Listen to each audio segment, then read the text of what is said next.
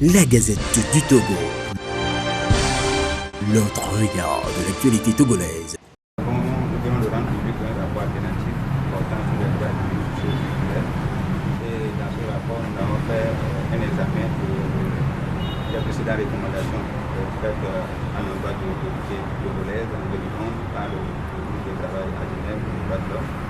Et pour nous, nous pensons que le Togo, étant entendu en octobre 2016 devant l'institution des droits de l'homme à Genève, il faudrait que nous précisions, nous puissions faire un examen de ce qui a été proposé et voir si le gouvernement a pu mettre certaines recommandations en œuvre et le temps d'avancement de ces recommandations-là.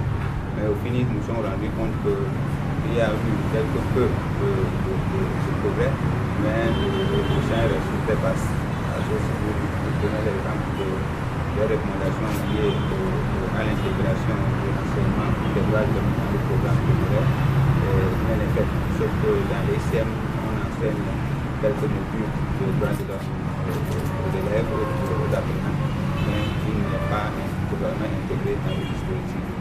Si vous prenez l'exemple du foncier, le gouvernement a pris l'engagement et le chef de l'État l'a même dit en 2026 après 2011 que le problème foncier c'est un problème que si on ne fait rien, on risque de ne pas pouvoir assurer le lendemain meilleur dans la génération future. Et on a assisté à beaucoup d'ateliers, à beaucoup de séminaires sur le projet du code foncier. Et jusqu'à présent, le code foncier n'a pas été adopté. Plusieurs associations de défense des droits de l'homme, y compris la Ligue des Conseils de Togo et des associations partenaires, ont formulé des réserves sur les surfaces à acquérir en matière de ce projet d'un code foncier. Et parce qu'il y a aujourd'hui des problèmes d'accaparement des terres où d'un village est acheté par une seule personne, où des villages et des cantons sont achetés par des individus qui ne les exploitent pas.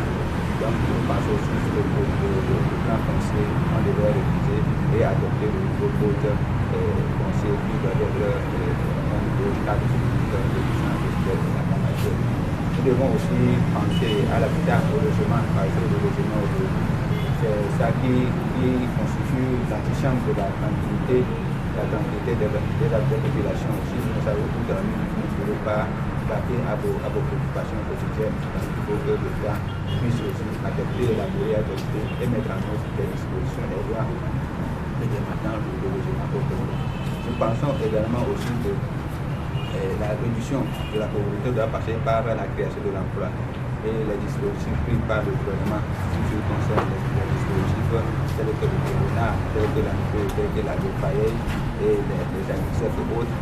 On doit améliorer la mise en œuvre de ces dispositifs-là en les associant au secteur privé parce que le secteur privé contribue énormément à l'efficience de la mise en œuvre des programmes de la sous-région. Et nous pensons qu'en faisant les impôts de l'eau, ça pourrait améliorer dans cette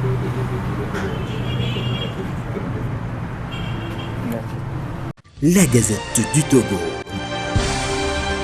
L'autre regard de l'actualité togolaise. Rejoignez-nous sur le www.lagazettedutogo.com ou encore sur nos comptes Twitter, Facebook et YouTube. Pour nous soutenir, merci de nous contacter à l'adresse suivante: contact@lagazettedutogo.com.